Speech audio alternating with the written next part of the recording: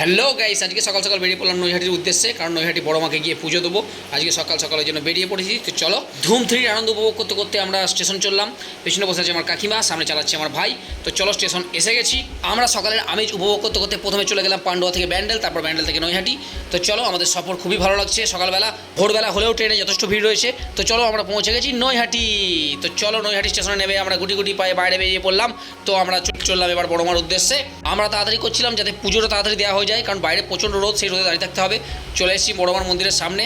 তো চলো, আগে আমরা চান করে আসি। আর কাকিমারও পায়ে ব্যথা, তোমরা দেখে বুঝতেই পারছো। এই রোদে বেশিক্ষণ বাইরে দাঁড়ালে কষ্ট হবে। তো চলো, আমরা আগে চানটা করে আসি। সকাল সকাল এসেছি, আশা করি সকাল সকাল হয়ে যাবে। এরপর আমরা সোজা গিয়ে গেলাম গঙ্গার ঘাটের দিকে। গঙ্গার সকালের এই মনোরম দৃশ্য খুবই ভালো লাগছে। দেখো, তোমাদের চারিপাশটা একটু দেখায়। তোমাদের কেমন লাগছে একটু কমেন্টে জানিও।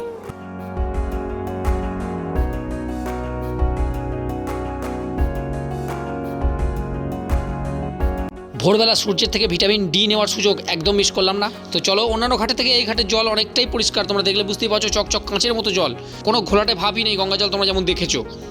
এরপর আমরা চান করে ফ্রেশ হয়ে মাথার চুল আমন্ড অয়েল দিয়ে বসিয়ে চললাম পুজোর দ্রব্য সামগ্রী কিনতে। তো চলো, প্রথমে কি কেনা যায় দেখি। তো দেখতেই পাচ্ছ, মালা নিয়ে নিয়েছি গাইস, এছাড়াও অন্যান্য দ্রব্য সামগ্রী সবই নিয়ে নিয়েছি। মন্দিরটা এবার তোমাদের সামনে থেকে একটু ভালো করে দেখাই। কাকিমাকে লাইনটা ধরতে দিয়ে আমরা একটু ছবিটা তুলতে এসেছি এদিকে। সকাল 6:30 হলেও রোদের যা তাপ তোমাদের কি বলবো। চান করে এসে দেখি লাইন অনেকটাই লম্বা হয়ে গেছে। তারপর ছোট্ট ছোট্ট পায়ে চলতে চলতে আমরা সামনের দিকে এলাম। পুজো দেওয়ার সময় সকাল 8টা থেকে দুপুর 1টা 30 থেকে 2:30, আর বিকেল 4টে থেকে রাত্রি 8টা। টানা 40 মিনিট লাইনে দাঁড়ানোর পর আমাদের সমস্ত কৌতূহল জলের মতো পরিষ্কার হয়ে গেল। কারণ প্রথমে 30 জন ঢোকার পর আমরা ভাবছিলাম যে এতজন মিলে ভেতরে এতক্ষণ ধরে কী করছে। দেখো, চিত্রটা সকাল 6:30, কিন্তু দেখে মনে হবে যেন দুপুর হয়ে গেছে। সবাই এমনভাবে ছাতা খুলছে। তো finally guys, let's come to the point. তো তোমাদের বলে রাখি, এখানে কিন্তু আমি একমাত্র নই যে ফটো ভিডিও তোলা নিষিদ্ধ দেখেও ছবি বা ভিডিও তুলছি। এই কোষ্ঠী পাথরের মূর্তি হওয়ার পর এই প্রথমবার আমি ভেতরে ঢুকলাম, তাই ভিডিও তোলার সুযোগ আমি মিস করলাম না। জয় বড় মা। মন্দিরের ভেতরে রয়েছে আরেক মূর্তি, সেটা হচ্ছে রাধাকৃষ্ণের। দেখো কি সুন্দর লাগছে। দেখো ভিতরে এত কেন সময় লাগছিল সেটা তোমাদের বলি। ভেতরে 20-25 জন ঢোকার পর প্রথমে লাইন করে দাঁড় করানো হলো সবাইকে।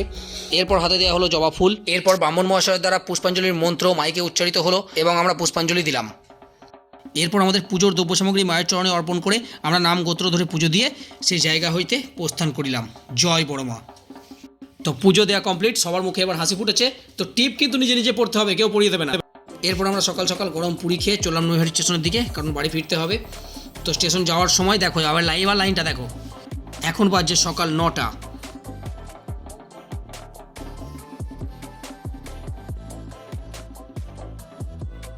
তো চলো, এবার আমরা বাড়ি ফিরবো। ব্লগটা কেমন লাগলো জানাবে। আর এরকম মিনি ব্লগ আমি কোথাও গেলেই করি, তোমরা সাবস্ক্রাইব করে দাও পাইন্স ভাইন্স ব্লগ। আর এবং কমেডি ভিডিও আমি ছাড়ি, আমার চ্যানেলের নাম হচ্ছে পাইন্স ভাইন্স। আর ভিডিও কেমন লাগলো অবশ্যই জানাবে এবং কমেন্ট করবে। আর সবাই মিলে আমার সঙ্গে বলো, জয় বড় মা।